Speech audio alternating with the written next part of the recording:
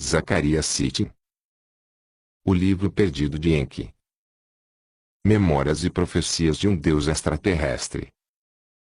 13ª tabuleta.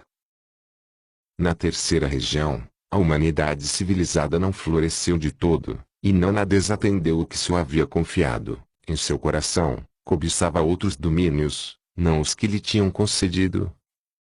Quando, na conta de 1000 anos, retirou a realeza Unugki, quem tivesse previsto a calamidade que ia acontecer ao final do próximo milênio, quem poderia prever o desastre? Quem podia predizer que, em menos de 1/3 do Char, ia cair uma calamidade desconhecida?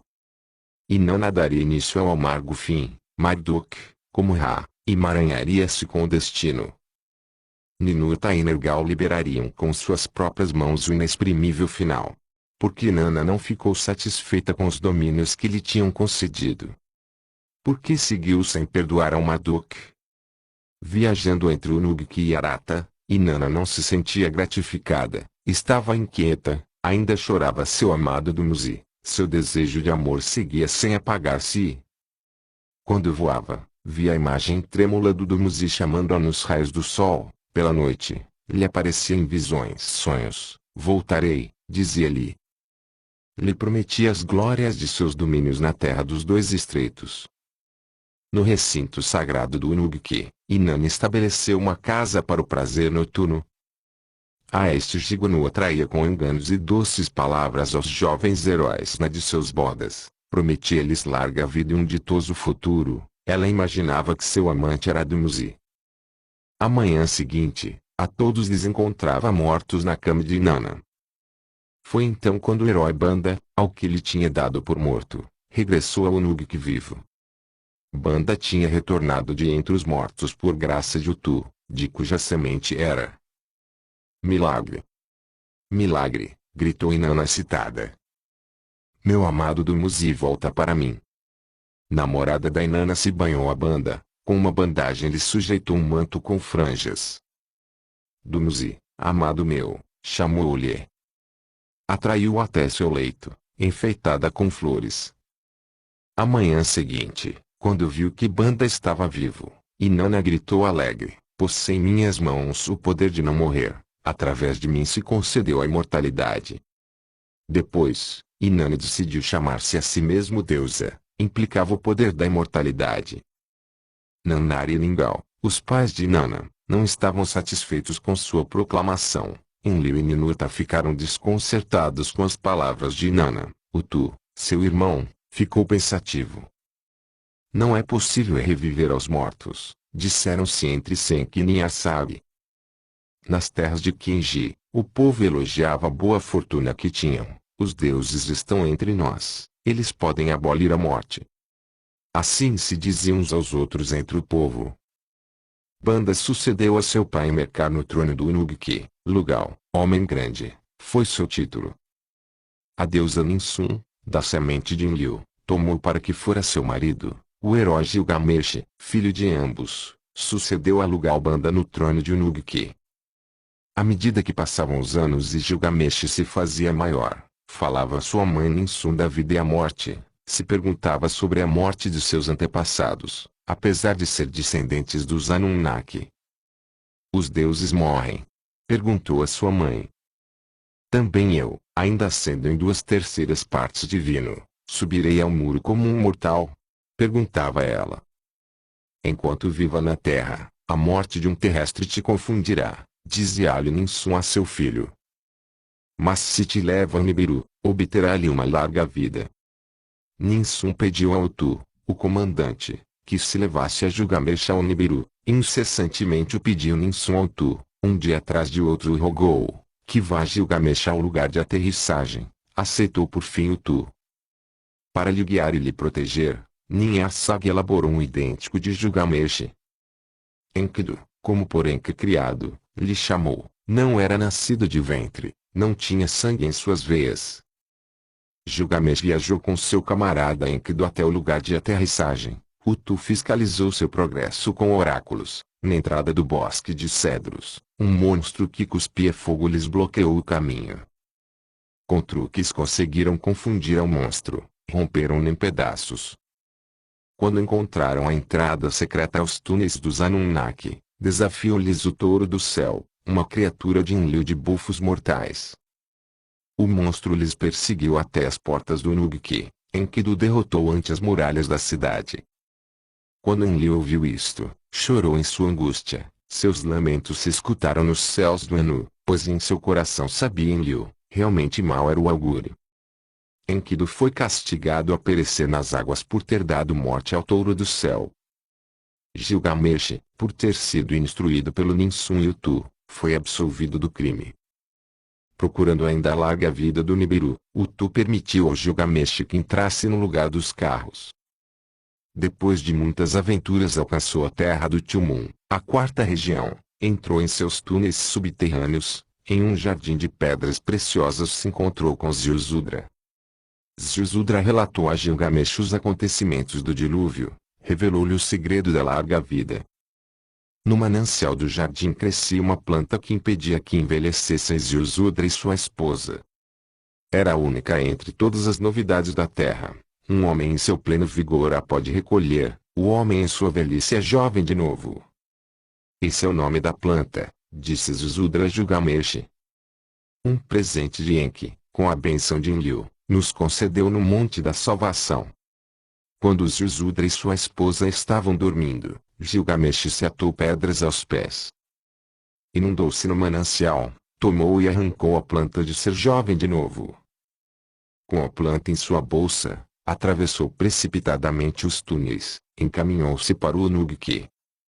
Quando estava cansado, dormiu, e uma serpente se viu atraída pela fragrância da planta.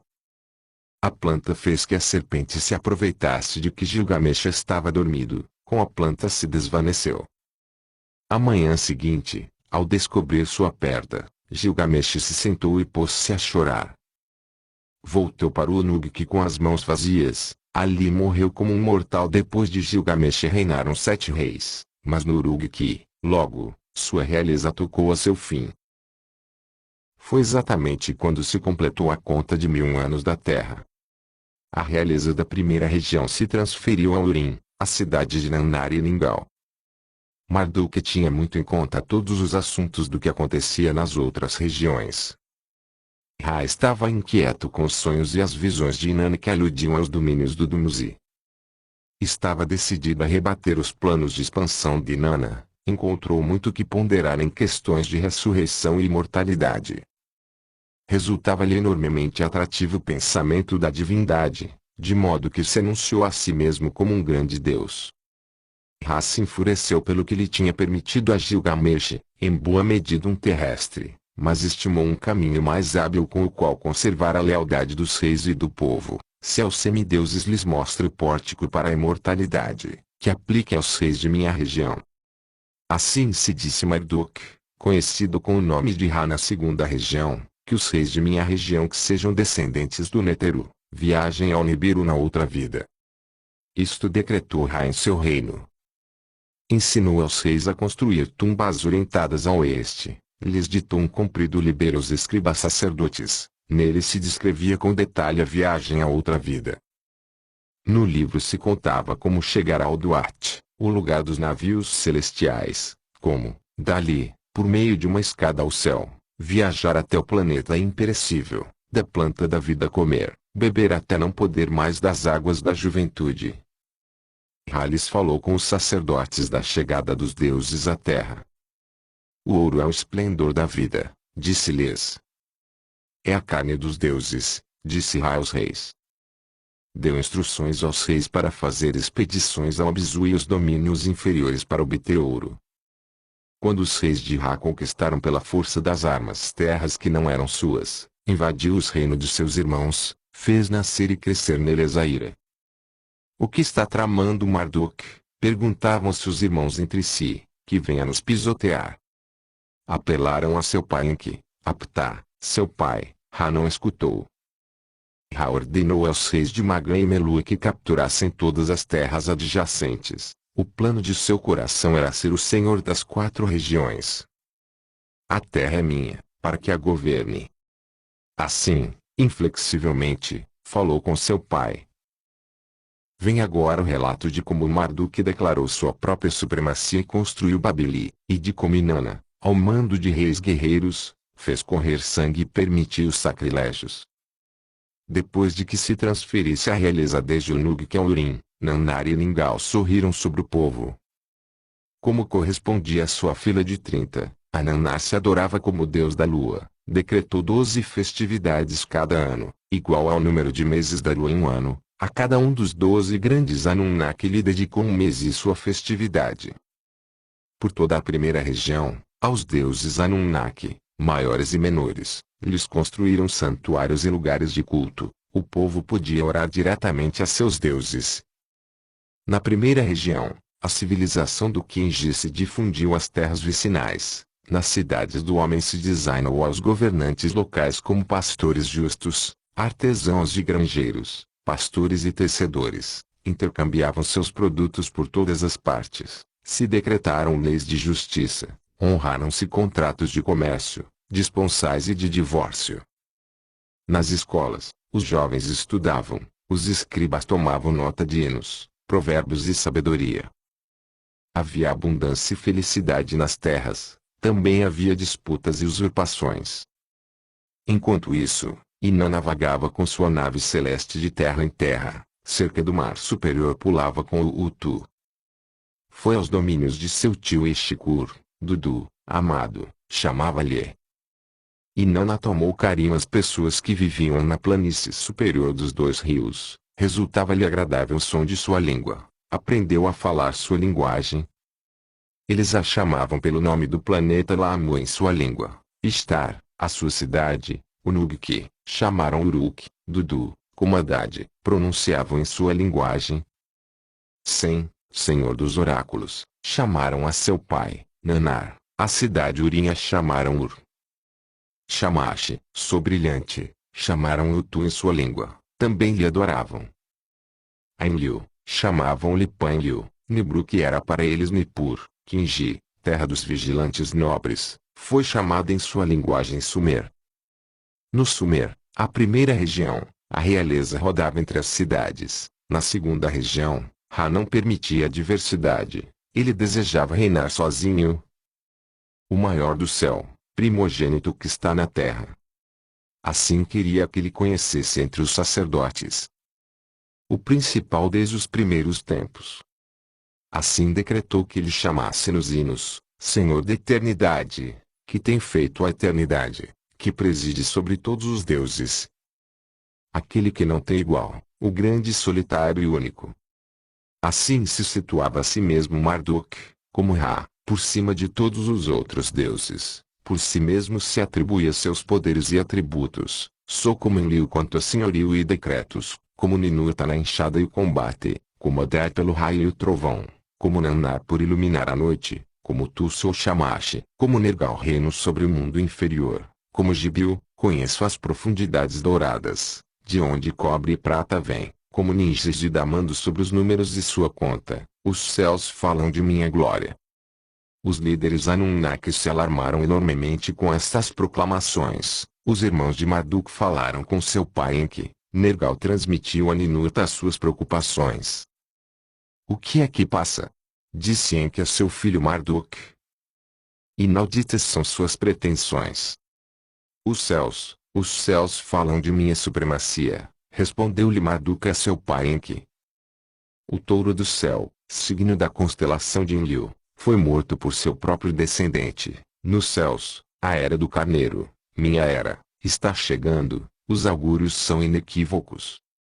Em sua morada, no Eridu, Enki examinou o círculo das 12 constelações. No primeiro dia da primavera, o começo do ano, observou-se atentamente o amanhecer. Aquele dia se elevou o sol nas estrelas da constelação do Touro. No Nibruk e no Urim, Enlil e Nannar fizeram as observações. No mundo inferior, onde tinha estado a estação dos instrumentos, Nergal testemunhou os resultados. O tempo do carneiro ainda é remoto, segue sendo a era de Touro de Enlil. Em seus domínios, Marduk não se abrandava em suas afirmações. Nabu lhe ajudou, não enviou seus emissários aos domínios, para anunciar às pessoas que seu tempo tinha chegado. os líderes Anunnaki apelaram a Ningishzida, como ensinar ao povo a observar os céus. Em sua sabedoria, Ningishzida desenhou estruturas de pedra, Ninurta e Ishkur lhes ajudaram a as erigir. Nas terras povoadas, perto e longe, ensinaram às pessoas como observar os céus, mostraram às pessoas que o sol seguia saindo na constelação de Touro. Em que observava com pesar estes acontecimentos, analisava de que forma o fado lhe estava dando um giro imprevisto à ordem legítima. Depois de declararem-se a si mesmos deuses, os Anunnaki ficaram dependentes do apoio da humanidade. Na primeira região, os Anunnaki decidiram unificar as terras com um único líder. Desejavam um rei guerreiro. Confiou a Inanna, a adversária de Marduk, a tarefa de encontrar um homem adequado.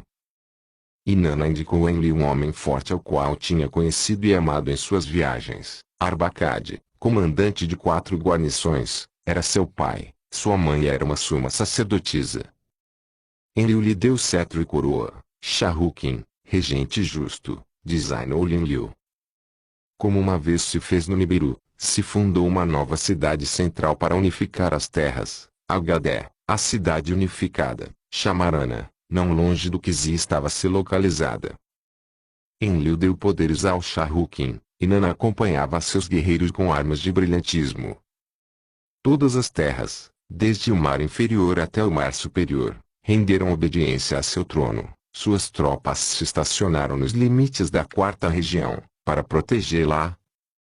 Com olho precavido observava Ra, sem pestanejar, a Inanna e ao Shahrukhin. Depois, como um falcão, se arremeteu sobre sua presa, do lugar onde Marduk tinha pretendido construir a torre que alcançasse o céu. Shahrukhin considerou o chão sagrado dali ao Agadé, para implantar nele o objeto brilhante celestial. Enfurecido, Marduk se equilibrou sobre a primeira região. Com Nabu e seus seguidores chegaram ao lugar da torre. Do chão sagrado sou o único possuidor, por mim se estabelecerá um pórtico dos deuses. Assim, veementemente, anunciou Marduk, deu instruções a seus seguidores para que desviassem o rio. Levantaram diques e muralhas no lugar da torre, construíram o Exagio, casa para o Deus Supremo. Babili, o pórtico dos deuses, chamou a Nabu em honra a seu pai. Marduk se estabeleceu no coração do Edim, em meio da primeira região. A fúria de Inanna não teve limites, com suas armas infligiu a morte aos seguidores de Marduk. O sangue do povo, como nunca antes na terra, corria como rios. Até o irmão Marduk, Nergal chegou a Babili, para lhe persuadir de que abandonasse Babili pelo bem do povo.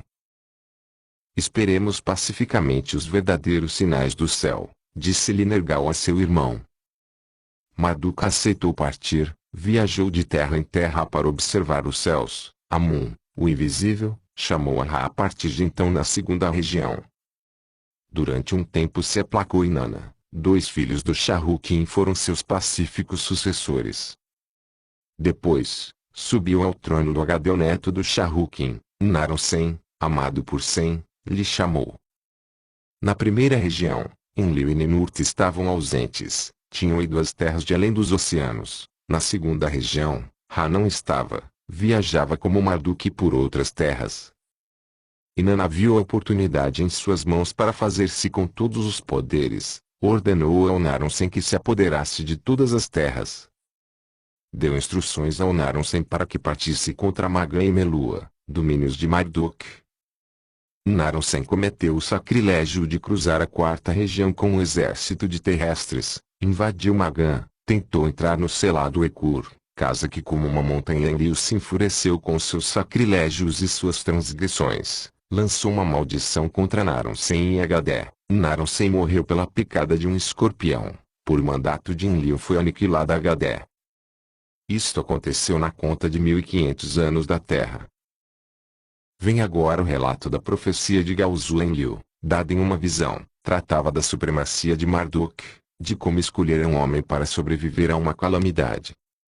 Depois que Marduk se converteu no Amun, desintegrou-se a realeza na 2ª região, reinaram a desordem e a confusão. Depois que Agadé fora aniquilada, na primeira região reinaram a desordem e a confusão. Na primeira região, A realeza estava sumida no desconcerto. Transladavam-se das cidades dos deuses às cidades do homem. Unugki, Lagash, Urim e Kish, Izim e lugares mais longínquos. A realeza foi trocando. Depois, Enlil, depois de consultar com Anu, depositou a realeza em mãos do Nanar. Pela terceira vez se concedeu a realeza Urim, em cujo lugar estou acostumado a seguir implantado o divino objeto brilhante celestial. No Urim, Nanar designou como rei a um pastor justo de homens. Seu nome era Unamu. Unamu estabeleceu a igualdade nas terras, fez por fim a violência e os conflitos. Em todas as terras flui abundante a prosperidade. Foi naquele tempo que, durante a noite, Enlil teve uma visão. Apareceu-lhe a imagem de um homem. Era brilhante e resplandecente como os céus. Aproximou-se e ficou de pé junto ao leito de Enlil. Então reconheceu Enlil a Galzu, o do cabelo branco. Sustentava na mão esquerda uma tabuleta de lápis lazuli. Nela estavam desenhados os céus estrelados. Os céus estavam divididos nos 12 signos das constelações. Galzu os assinalava com a mão esquerda. Galzu deixou de indicar ao touro para assinalar ao carneiro. 3 vezes repetiu o movimento. Depois, na visão-sonho, Galzu falou e disse a Enlil: o tempo justo da benevolência e da paz virá seguido pela maldade e o derramamento de sangue. O carneiro de Marduk substituirá ao touro de Enlil em 3 porções celestiais. Aquele que a si mesmo se declarou como Deus Supremo se apoderará da supremacia na terra. Por decreto do fado, acontecerá uma calamidade como nunca ocorreu. Como nos tempos do dilúvio, terá que escolher um homem justo e digno. Por ele e por sua semente se preservará a humanidade civilizada, tal como pretende o Criador de tudo. Assim disse Galzu, o emissário divino, a Enlil na visão-sonho. Quando Enlil despertou da visão-sonho noturna, não havia nenhuma tabuleta junto a seu leito. Era um oráculo do céu, ou imaginei tudo em meu coração. Perguntava-se Enlil a si mesmo. Não lhe contou a visão-sonho a nenhum de seus filhos, Nanar entre eles, nem a Enlil.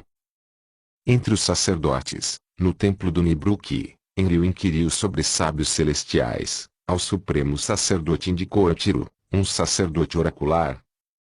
Era descendente do Ibru, neto do Arbacade, pertencia à 6ª geração de sacerdotes do Nibruki. Estavam casados com as filhas reais dos reis do Urim. Vê o templo de Nanar no Urim, observa o tempo celestial nos céus. 72 anos da terra é a soma de uma porção celestial. Toma cuidadosa nota do passo de 3 delas. Assim disse Enlil a Atiru, o sacerdote, fez-lhe contar o tempo profetizado. Enquanto Enlil refletia sobre a visão-sonho e seus portentos, Marduk ia de terra em terra. As pessoas iam falando de sua supremacia. Ganhar seguidores era seu objetivo. Nas terras do Mar Superior e nas terras da fronteira do Kinji, Nabu, o filho de Marduk, ia incitando ao povo. Seu plano era apoderar-se da 4ª região. Houve enfrentamentos entre os habitantes do oeste e os habitantes do este. Os reis formaram hostes de guerreiros, as caravanas deixaram de andar, se levantaram as muralhas nas cidades. Está ocorrendo o que Galzu predisse.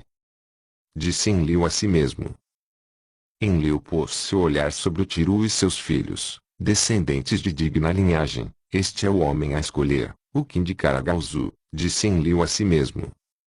A Nanar, sem lhe revelar a visão-sonho, disse-lhe Enlil, na terra entre os rios, de onde veio Arbacade, a uma cidade como Urim, será para ti para o mingau uma morada longe do Urim. Em sua metade, erige um santuário-templo, e põe a seu cargo ao príncipe sacerdote Tiru. Atendendo à palavra de seu pai, Nanar fundou a cidade do Jarani na terra do Arbacade. Para que fora supremo sacerdote em seu santuário-templo enviou ao Tiru, e a sua família com ele, quando se completaram 2 porções celestiais das 3 profetizadas, Tiru foi ao Jarani. Naquele tempo, Unamu, alegria do Urim, caiu de seu carro e morreu nas terras ocidentais. Seu filho Shuji lhe sucedeu no trono do Urim. Shuji estava cheio de baixeza e de ânsia de batalhas. No Nibruki, ele mesmo se ungiu supremo sacerdote, Nunug, que procurou os gozos da vulva de Nana, incluiu em seu exército a guerreiros das terras montanhosas, que não serviam a Nanar. Com sua ajuda, invadiu as terras ocidentais e ignorou a santidade do centro de controle de missões. Na sagrada quarta região pôs seu pé, rei das 4 regiões se declarou a si mesmo. Enlil se enfureceu pelas profanações, em que Enlil falaram sobre as invasões. Os soberanos de sua região ultrapassaram todos os limites, disse-lhe com rispidez Enlil. Marduk é a fonte de todos os problemas, replicou Enlil. Guardando para si ainda a visão-sonho, Enlil voltou sua atenção sobre o Tiru. Enlil tinha posto o olhar sobre o Ibrum, o filho maior do Tiru. Ibrum era de ascendência principesca e valente, e estava familiarizado com os segredos sacerdotais. Enlil mandou Ibrum proteger os lugares sagrados e permitir as ascensões e descidas dos carros. Logo que Ibrum partiu do Jaran, chegou Marduk a essa cidade. Ele também tinha observado as profanações, considerava-as como as dores de parto de uma nova ordem.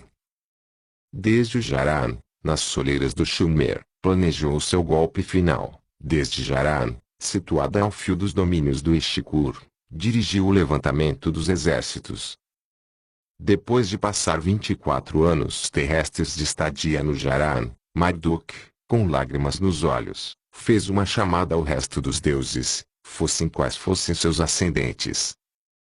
Confessando suas transgressões, mas insistindo em seu senhorio, lhes disse assim: ó deuses de Jaran, ó grandes deuses que julgam, conheçam meus segredos.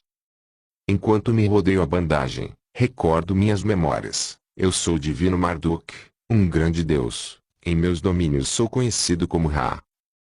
Por meus pecados fui ao exílio, às montanhas fui, por muitas terras perambulei, desde onde o sol se eleva até onde o sol fica fui, até a terra do Estikur cheguei. No meio de Jaran ninhei durante 24 anos, em seu templo procurei um augúrio. Até quando? Pedi um augúrio no templo a respeito de meu senhorio. Seus dias de exílio terminaram. Dirijo meu oráculo no templo. Ó grandes deuses que determinam os fados, deixem que me encaminhe à minha cidade, que estabeleça em meu templo Izagi uma morada imperecível, que instale um reino Babeli, que se reúnam em minha casa todos os deuses Anunnaki, aceitem minha aliança. Assim anunciou Marduk sua chegada aos outros deuses, confessando e apelando. Os deuses Anunnaki se inquietaram e se alarmaram ante a chamada da submissão feita pelo Marduk.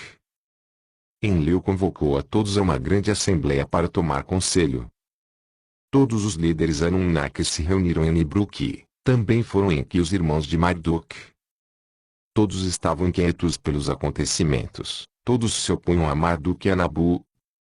No conselho dos grandes deuses, as acusações se desenfrearam, as recriminações enchiam a câmara. Ninguém pode impedir o que se aproxima, aceitemos a supremacia de Marduk. Unicamente Enki aconselhou. Se se aproximar o tempo do carneiro, prevemos a Marduk do enlace céu-terra. Propôs Enlil irado. Todos, salvo Enki, concordaram em arrasar o lugar dos carros celestiais. Nergal sugeriu para isso utilizar as armas de terror, só Enki se opôs. Da decisão, a terra pronunciou as palavras Anu, Anu repetiu as palavras a terra. O que estava destinado a ser, fracassará por sua decisão de desfazer. Assim falou Enki enquanto partia. Para levar a cabo a maldade escolheu-se a Ninurta e ao Nergal. Vem agora o relato de como o faro o destino levou, como passo a passo, algum dado em tempos já esquecidos, ao que acontecesse a grande calamidade. Fique agora registrado e recordado para sempre, quando se tomou a decisão de usar as armas de terror. Enlil guardava 2 segredos para si, a ninguém, antes que se tomasse a terrível decisão. Revelou-lhe Enlil o segredo da visão-sonho do Gaozu, a ninguém, até que se tomou a fatídica decisão. Tinha-lhe revelado Enlil o seu conhecimento do lugar onde se ocultava o terror. Quando, a despeito de todos os protestos, o conselho permitiu o uso das armas do terror, quando Enki, zangado e muito turbado abandonou a câmara do conselho, Enki sorria em seu coração. Só ele sabia onde estavam ocultas as armas. Assim acreditava Enki. Pois foi ele, antes que Enlil chegasse à Terra, que ocultou as armas, junto com o Abigal, em um lugar desconhecido. Enki não sabia que Abigal contou o lugar a Enlil durante seu exílio. Quando Enki se inteirou deste segundo segredo, deu refúgio em seu coração a um desejo, que, depois de tão larga estadia, o terror das armas se evaporou. Pouco esperava Enki que tão larga estadia ia provocar uma calamidade como nunca antes se havia conhecido na Terra. E assim foi que, sem necessidade de Enki, Enlil revelou aos dois heróis o lugar da ocultação. As 7 armas de terror moram em uma montanha, disse-lhes Enlil. Moram no interior de uma cavidade da terra, requer-se a se vestir com o terror. Depois, Enlil lhes revelou o segredo de como despertar as armas de seu profundo sonho. Antes que os 2 filhos, um de Enlil, um de Enki, partissem para o lugar oculto, Enlil lhes deu palavras de advertência. Antes que se usem as armas, o lugar dos carros deve estar vazio de Anunnaki, as cidades devem ser perdoadas, as pessoas não devem perecer. Em sua nave celeste, Nergal se dirigiu ao lugar oculto. Ninurta se atrasou por causa de seu pai. Enlil desejava lhe dizer uma palavra a seu filho a sós, lhe revelar a ele sozinho um segredo. Falou com Ninurta da profecia de Gaozu e da eleição do Ibrum. Nergal é irrefletido, te assegure de que as cidades são perdoadas. Terá que advertir ao Ibrum, disse-lhe Enlil a Ninurta. Quando Ninurta chegou ao lugar das armas, Nergal já as tinha tirado da cavidade. Enquanto despertava seu medo comprido sonho, Nergal deu um nome de trabalho a cada uma das 7. A primeira arma chamou a que não tem rival, a segunda, chama ardorosa, a terceira chamou a que desmorona com terror, fundidora de montanhas chamou a quarta, vento que busca os limites do mundo chamou a quinta, a que acima e abaixo a ninguém perdoa foi a sexta, a sétima se encheu com um monstruoso veneno. Chamou a vaporizadora do vivente. Com a bênção do Anu lhes deram as 7 a Nergal e a Ninurta, para com elas causar a destruição.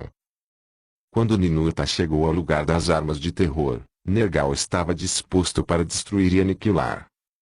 Eu matarei ao filho, eu aniquilarei ao pai, gritava Nergal com ares de vingança. As terras que cobiçam se desvanecerão, destruirei as cidades pecadoras. Valente Nergal, destruirá o justo com o injusto? Perguntou-lhe Ninurta a seu camarada. As instruções de Enlil são claras. Eu levarei o rumo aos objetivos selecionados, você me seguirás detrás. A decisão dos Anunnaki me é conhecida, disse Nergal a Ninurta. Ambos esperaram o sinal de Enlil durante 7 dias e 7 noites. Tal como era sua intenção, quando terminou sua espera, Marduk voltou para Babeli, em presença de seus seguidores, providos com armas, declarou sua supremacia. A conta de anos terrestres era então de 1736. Naquele dia, naquele fatídico dia, Enlil enviou o sinal a Ninurta. Ninurta partiu para Monte Mazu, depois dele ia Nergal. O monte é planície, no coração da 4ª região, inspecionou Ninurta dos céus. Com o coração encolhido, fez um sinal a Nergal, fique aí, assinalou. Então, Ninurta soltou dos seus a primeira arma de terror, com um resplendor, o topo do monte Mazu se rachou, as vísceras do monte se fundiram em um instante. Sobre o lugar dos carros celestiais liberou a segunda arma, com o resplendor de 7 sóis, as rochas da planície se converteram em uma ferida chorreante, a terra se sacudiu e se desmoronou. Os céus se obscureceram depois do resplendor, a planície dos carros se cobriu de pedras queimadas e trituradas, de todos os bosques que tinham rodeado a planície, só 3 troncos ficaram em pé. Feito, exclamou Ninurta da nave celeste, seu divino pássaro negro. Do controle que Marduk e Nabu tanto cobiçavam lhes privou para sempre. Então, Nergal desejou emular a Ninurta, seu coração lhe urgia a Sererra, o aniquilador, seguindo o meio-fio do rei, voou até o verde vale das 5 cidades. Nergal planejava esmagar o verde vale onde Nabu estava convertendo as pessoas, esmagá-lo como um pássaro enjaulado. Sobre as 5 cidades, uma atrás de outra, Erra enviou uma arma de terror dos céus, destruiu por completo as 5 cidades do vale, converteram-se em desolação. Com fogo e enxofre foram arrasadas, tudo que ali vivia se converteu em vapor. Com tão terríveis armas, as montanhas se vieram abaixo, a barreira que continha as águas do mar se partiu, as águas do mar se derramaram no vale, o vale ficou alagado pelas águas, quando as águas se derramaram sobre as cinzas das cidades, e levou-se o vapor para os céus. Feito, gritou Erra em sua nave celeste. No coração do Nergal já não havia vingança. Inspecionando sua maligna obra, os 2 heróis ficaram confundidos com o que viram. Os resplendores foram seguidos pelo obscurecimento dos céus, depois ficou a sopro a tormenta. Formando redemoinhos dentro de uma escura nuvem, um vento maligno levava a penumbra dos céus. Com o transcurso do dia, o sol desapareceu sobre o horizonte com a escuridão. Com a noite, um pavoroso resplendor desenhava suas bordas, fez desaparecer a lua quando saía. Quando chegou o amanhecer do dia seguinte, do oeste, do mar superior, ficou a sopro um vento de tormenta. A nuvem marrom escura se dirigiu para o oeste, para as terras habitadas se estendeu a nuvem. Ali onde chegava, trazia sem misericórdia a morte a tudo que vive. Do vale de Sem, sem compaixão, engendrada pelos resplendores, a morte foi transportada para o Sumer. Ninurta e Nergal deram a voz de alarme a Enlil e Enki, implacável, o vento maligno leva a morte a todos. Enlil e Enki transmitiram alarme aos deuses do Sumer, escapem. Escapem, gritaram a todos. Que se disperse o povo. Que o povo se oculte. Os deuses fugiram de suas cidades, como pássaros assustados escaparam de seus ninhos. Os habitantes das terras caíram sob as garras do vento maligno, inútil foi sua carreira. Sigilosa era a morte, atravessava os muros mais grossos como as águas de uma inundação, não havia porta que pudesse lhe deixar fora, nem ferrolho que pudesse lhe impedir o passo.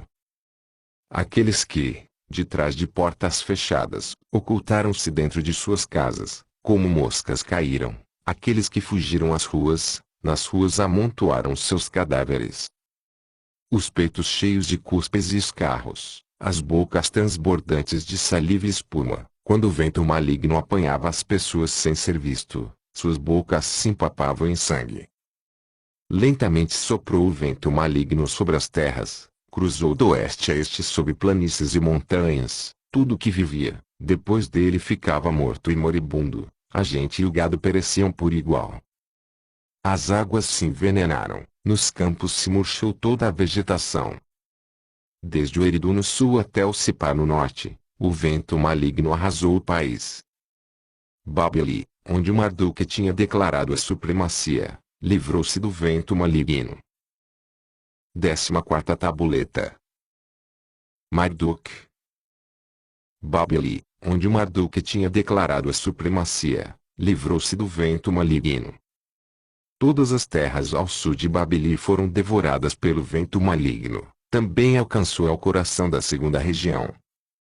Depois da grande calamidade, Enlil e Enki se encontraram para estudar o desastre. Enki fez considerar a Enlil o livramento de Babeli como um augúrio divino. O livramento de Babeli confirma que Marduk foi destinado para a supremacia. Assim disse Enki a Enlil. Deve ter sido a vontade do Criador de tudo, disse Enlil a Enki. Então, Enlil lhe revelou a visão, sonho e a profecia de Gaozu. Se foi conhecedor disso, por que não impediu o uso das armas de terror? Perguntou-lhe Enki. Irmão meu, disse Enlil a Enki com uma voz afligida. Era evidente o motivo. Depois de sua chegada à Terra, cada vez que a missão se via com obstáculos, encontrávamos uma forma de evitar o obstáculo. Daí, a criação dos terrestres. A grande solução foi também uma fonte de milhares de giros e voltas não desejados. Quando chegou a compreender os ciclos celestes e atribuiu constelações, quem tivesse previsto nelas as mãos do destino? Quem teria podido distinguir entre os fados que escolhemos e o inquebrável destino? Quem proclamava falsos augúrios e quem podia pronunciar profecias verdadeiras? Daí que decidi guardar para mim mesmo as palavras de Gaozu. Era de verdade o emissário do Criador de tudo, ou era minha alucinação? O que tenha que acontecer, aconteça, disse-me mesmo. Enki escutava as palavras de seu irmão, enquanto balançava com a cabeça para cima e para baixo.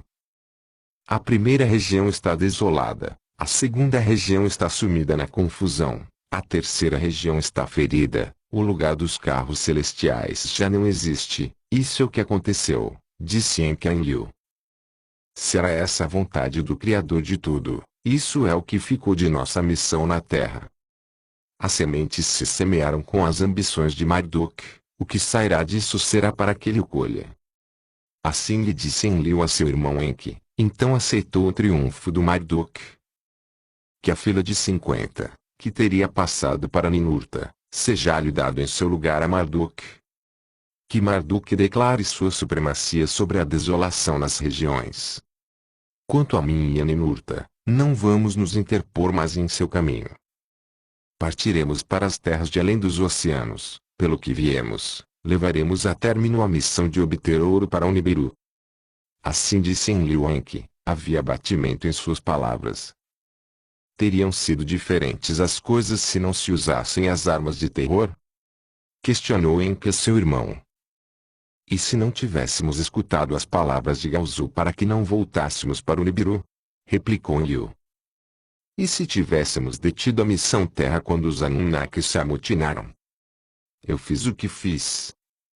Você mantém o que fez. Não se pode retroceder ao passado. Acaso não há nisso também uma lição? Perguntou Enki para ambos. Acaso o que ocorreu na Terra não é um reflexo do que teve lugar em Nibiru? Acaso não está escrito no passado o esboço do futuro? Repetir a humanidade, criada à nossa imagem, nossos êxitos e fracassos. Enlil guardou silêncio. Quando ficou em pé para partir, Enki lhe estendeu o braço. Estreitemos os braços como irmãos, como camaradas que, juntos, enfrentaram-se a muitos desafios em um planeta estranho. Assim lhe disse Enki a seu irmão. E Enlil, agarrando o braço de seu irmão, abraçou-o também. Voltaremos a nos encontrar na Terra ou em Nibiru? Perguntou Enki. Estaria certo Gaozu de que morreríamos se voltávamos para o Nibiru? Respondeu Enlil. Logo, voltou-se e se foi. Enki ficou sozinho, acompanhado tão somente pelos pensamentos de seu coração. Sentou-se e refletiu sobre como tinha começado tudo e como tinha terminado. Estava tudo destinado, ou foi o fado forjado por esta ou aquela decisão? Se céu e terra estavam regulados por ciclos dentro de ciclos, voltará a ocorrer o que aconteceu? Acaso o passado é o futuro? Imitarão os terrestres aos Anunnaki, reviverá a terra o que viveu Nibiru? O primeiro a chegar será o último a partir? Assediado por seus pensamentos, Enki tomou uma decisão. De todos os acontecimentos e decisões, começando desde o Nibiru até este dia na Terra, tomará nota, para que seja um guia para gerações futuras. Que a posteridade, no tempo que designa o destino, leia o registro, recorde o passado, compreenda o futuro como profecia, que o futuro seja o juiz do passado. Estas são as palavras de Enki, primogênito de Anu de Nibiru. As palavras do Senhor Enki. Escritas da boca do grande Senhor Enki, nenhuma palavra perdida, nenhuma palavra escondida, pelo escriba mestre Endubissar, um homem de Eridu, filho de Udibar. Pelo Senhor Enki, com larga vida fui agraciado. Fim.